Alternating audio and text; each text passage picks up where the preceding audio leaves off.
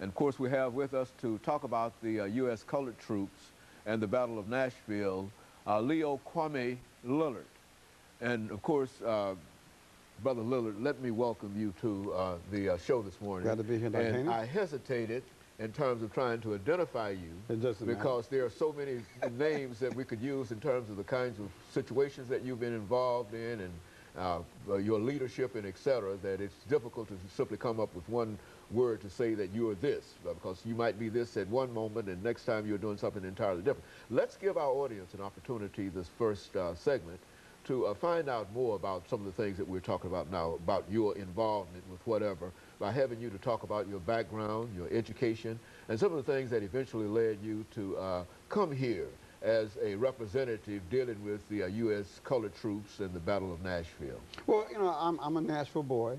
I went to Carter Lawrence Elementary School and Pearl High, and I got a degree in engineering at A&I in those days in 1961.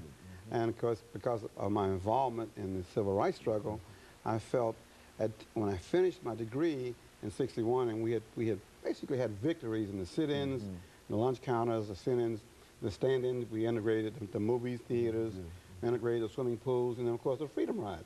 And I kind of felt it was time to outgrow Nashville. I got my degree from Tennessee State, and I wanted to see a bigger world, so I left here.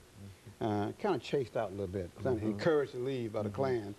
So I went to New York City and pursued other educational and primarily universal topics of struggle, injustice, oppression, and kind of broadened my view out about how we fitted in the whole scheme of things as African Americans on a global context.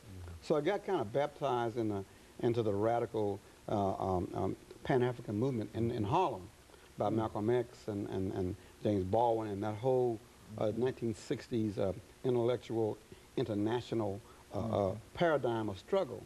And when I finished my degrees and had my children in New York City, I decided to come back home in '76. And when I came back home, of course, I was bristling with ideas and just running over with enthusiasm to continue the liberation struggle as opposed to the civil rights struggle. Now, that might be very clear. Good. I'm way past civil rights, okay? I'm into liberation of human beings on the globe. There's a big difference in those concepts. So when I came back in '76, I needed to do something. Needed to use some of these skills at home, all this education, these 3 master's degrees I had. It's a lot of education. So I wanted to use it. So I began to search for a crucible, a vehicle in which to utilize some of these skills to continue the struggle here in Nashville. And I was a Capitol Hill Baptist Church a member, so we started Young Adult Fellowship, and we went to TPS and adopted children, and then we dealt with the bust of Forrest that was being unveiled in November of '78, and the church had a protest downtown at the Capitol, and the rest of history is I just simply moved from there to finding organizations and finding coalitions that really wanted to create a different kind of awareness model for struggle, because it was clear our children and our adults had very little consciousness in the city. They were very satisfied with living in Hendersonville or Antioch, and they were not looking at the oppression that was occurring on our children, particularly in the public schools, where they were not teaching black history. We forced the court, through Wiseman, through a coalition of parents, black and white, to look at opening up the curriculum so all children could learn the correct history, not white history, not black history, but the correct history. So that's what I did in '79, '79, '80, '81. And then I realized, you know, that there still was something missing in this. We still hadn't opened up the issue of cultural identity.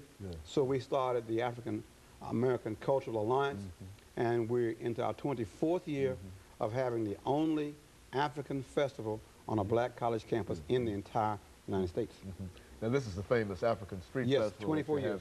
Every September at Tennessee State University. That's right. It is the only one of its nature in the country. And this is your 24th year in coming up in reference September. to That's right.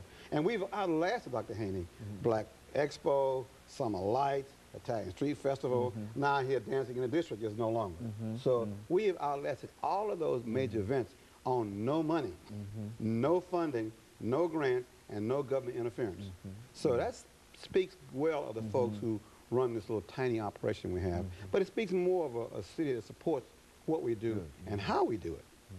Because our formula is very simple. Give the people a major true ethnic event that is free on a public university campus. That's a pretty simple formula. It's a tall order, though, because nobody's done it. Okay, but you've been quite successful at it, and I can certainly attest lots to of that. support from Nashville, black, white, everybody. Very good. And, of course, let us make preparations for this first commercial break, Brother Lillard. Okay. And then we'll be back and talk about some of the aspects. And, of course, we'll be back with our audience following this very, very short commercial break.